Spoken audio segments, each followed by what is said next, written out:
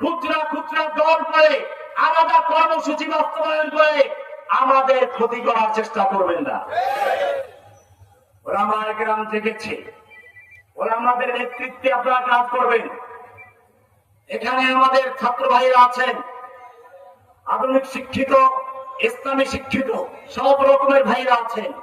আমি সারা বাংলাদেশের সকল ভাইদেরকে বলবো, সকল ভেদাভেদ ভুলে গিয়ে আমাদের মধ্যে কে স্কুলের ছাত্র, কলেজের ছাত্র, ইংরেজি শিক্ষিত, আর কে মাদ্রাসার ছাত্র, আমরা সেই ভেদাভেদ রাখবো না।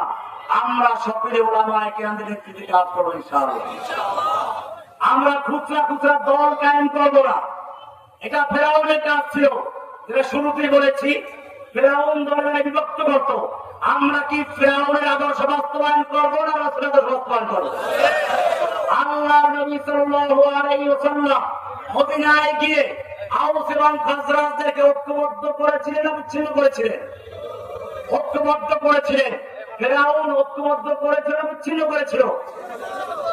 কাজে মনে রাখতে হবে, আমাদেরকে ঐক্যবদ্ধ করার চেষ্টা করতে হবে, বিচ্ছিন্ন করার নয়। 2 নম্বর বিষয়, দাওয়াতের ভাষা আর জিহাদের ভাষা এক নয়। ফেরাউন সম্পর্কে আল্লাহ তাআলা বলেছেন মুসা আলাইহিস সালামকে, ইযহাবা ইলা ফিরআউনা ইন্নাহু তাগা। মুসা এবং হারুনের মতো দুইজন জাদ্রেল নবীকে বলা হচ্ছে, ইযহাবা ইলা ফিরআউন, তোমরা দুজন ফেরাউনের কাছে যাও। গিয়ে কি করো? লাঠি দিয়ে পিটাও নাকি? ফেরাউনের মতো জাদ্রেল কাফের মুসা আর হারুনের মতো দুজন নবীকে পাঠাচ্ছেন। আল্লাহ তাআলা কি বলছেন ভালো করে শুনুন, ফাকুলা লাহু কওলান লাইয়িনা, তোমরা দুজন তার কাছে গিয়ে নম্রভাবে কথা বলো। বুঝা গেল দাওয়াতের ভাষা হচ্ছে নম্র, যুদ্ধের ময়দানের ভাষা হচ্ছে সিদ্ধা বলে তুফা। ব্যস্ত লাগাবেন না। আমরা এখন দাওয়াতের ময়দানে আছি।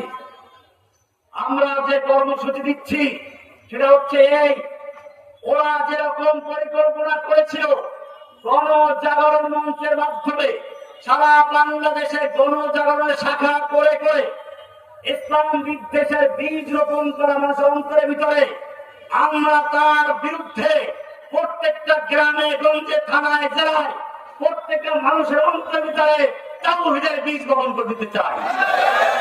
এখন থেকে আমাদের মূল কাজ হচ্ছে তাওহীদের জাগরণ। কিসের জাগরণ? তাওহীদের জাগরণ। আল্লামা ইকবাল বলেছেন, আল্লামা ইকবাল আমাদের কবিতা রয়েছে, এই যেমন মামুর হোগা নগমায়ে তাওহীদ সে, এই যেমন মামুর হোগা নগমায়ে তাওহীদ সে, এই বাগান আবার তাওহীদের সেই নগমা, তাওহীদের সেই আওয়াজে আবার মুখরিত আলোকিত হবে। ভাইরা আমার, যুবক ভাইদেরকে বলবো, আপনারা যারা একত্রিত হয়েছেন, আপনাদের মনে রাখতে হবে এই ময়দান থেকে পালানো যাবে না। ময়দানে নেমেছেন, কিয়ামত আমাদের ইসলাম বিজয় না করা পর্যন্ত আমরা ময়দান ত্যাগ করব না ইনশাআল্লাহ। আপনারা জানেন উহুদের ময়দানে যুদ্ধ চলছিল। এক যুবক আল্লাহর নবীকে প্রশ্ন করলেন, ইয়া রাসূলুল্লাহ, আমার এই সুন্দর চেহারা, আমার এই যৌবন, আমার এই বাহু শক্তি, আমি যদি আল্লাহর রাস্তায় যুদ্ধ করে শহীদ হয়ে যাই, আল্লাহ আমাকে কি পুরস্কার দিবেন? আল্লাহর রাসূল সাল্লাল্লাহু আলাইহি ওয়াসাল্লাম বলেছেন জান্নাত দিবেন। যুবক বলল, বাহ, জান্নাত। তিনি তরবারি হাতে নিয়ে যুদ্ধ করতে শুরু করলেন। ব্যাগের থেকে কি কয়েকটা খেজুর বের করলেন, একটু কোমরটা সোজা করার জন্য, শক্তি বাড়ানোর জন্য।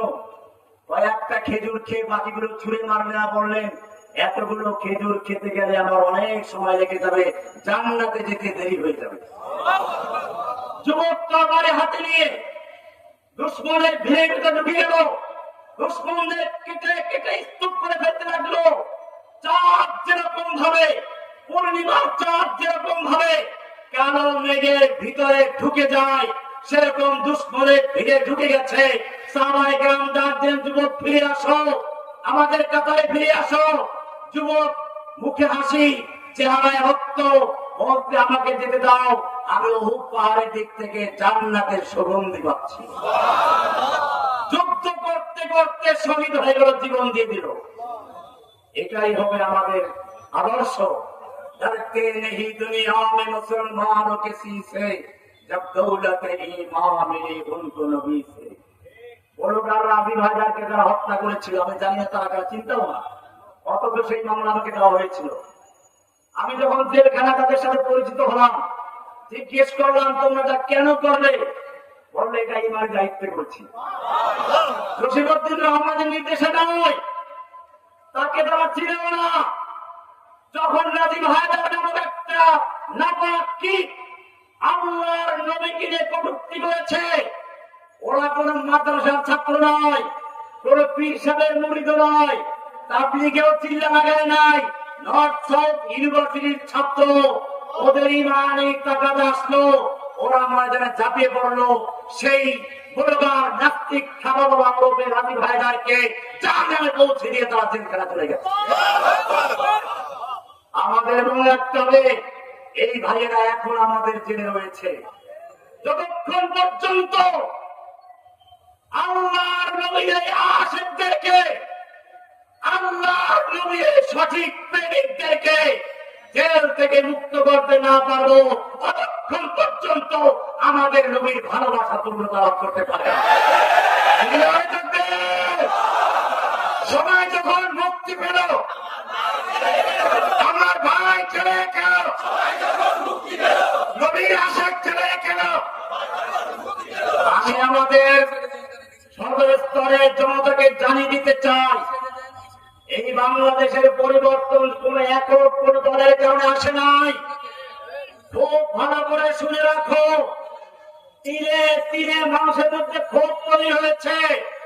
ক্ষোভ তৈরি হয়েছিল আল্লামা আজিজুল হক সাহেবকে জেলে দেওয়ার মাধ্যমে। ক্ষোভ তৈরি হয়েছিল শাপলা চত্বরে হাজার হাজার মানুষকে খুন করার মাধ্যমে। ক্ষোভ তৈরি হয়েছিল নরেন্দ্র মোদীর মতো একটা নাপাক ইসলামের দুশ্মন, বাবরি মসজিদ হত্যাকারী নাপাক শয়তানকে বাংলাদেশ নাপাক করার যখন চেষ্টা করা হয়েছিল, এনেছিল, তার বিরুদ্ধে প্রতিবাদ করতে গিয়ে এদেশের তাওহীদি জনতা নিজের বুকের কাদা রক্ত ঢেলে দিয়েছিল। হাজার হাজার ওলামায়ে কিরামদেরকে তখন আবার জেলে ঢুকিয়েছিল। ক্ষোভ তৈরি হয়েছিল। সেই শাহবাগ থেকে শুরু করে প্রত্যেকটা পরতে পরতে তারই বিস্ফোরণ ঘটেছিল তোমাদের এই আন্দোলনের মাধ্যমে।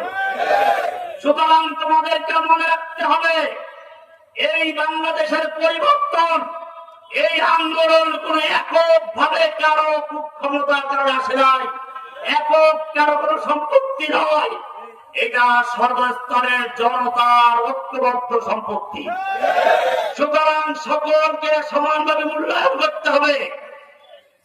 শুধুমাত্র নিজেদের স্বার্থ উদ্ধার করে অন্যদের চাইলে এখানে চলবে না, তাহলে কিন্তু এই বিজয় আর বেশি দিন থাকবে না। দুশ্মন কিন্তু এখনো বসে আছে, এখনো ওট পেতে বসে আছে। কিভাবে আমাদের মধ্যে আবার সেই ওটকে ফাটল ধরানো যায়, কিভাবে আবার ভারতের দালালদেরকে বিজয়ী করা যায়, সেজন্য তারা প্রতিদিন ক্ষণে ক্ষণে তারা বসে আছে। আপনারা জানেন ভারতের মিডিয়াগুলো আমার বিরুদ্ধে কিভাবে লেগেছে। আমি তো ভারতের বিরুদ্ধে কখনো লেকচার দিইনি আগে।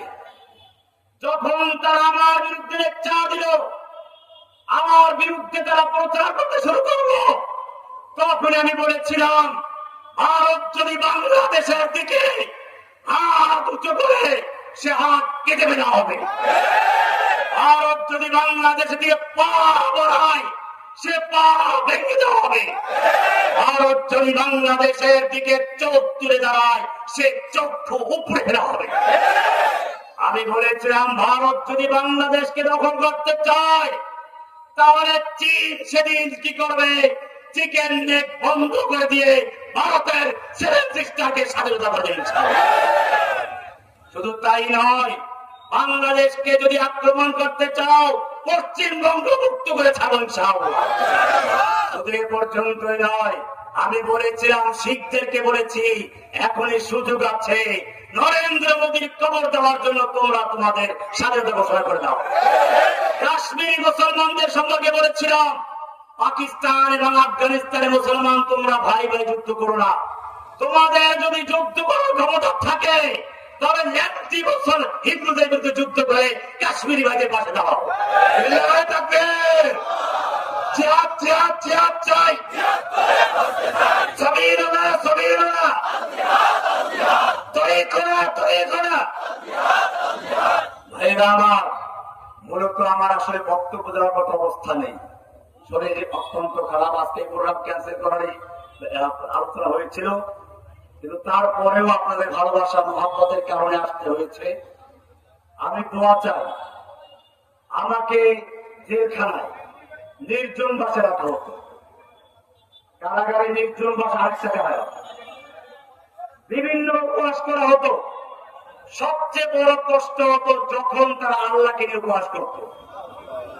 রিমান্ডে নিয়ে এক পুলিশ অফিসার বলেছিল, রহমানী সাহেব, কোরআনে তো বলা আছে কুল্লা ইয়াউমিন হুয়া ফি শান, আল্লাহ ব্যস্ত আছেন। আলহামদুলিল্লাহ।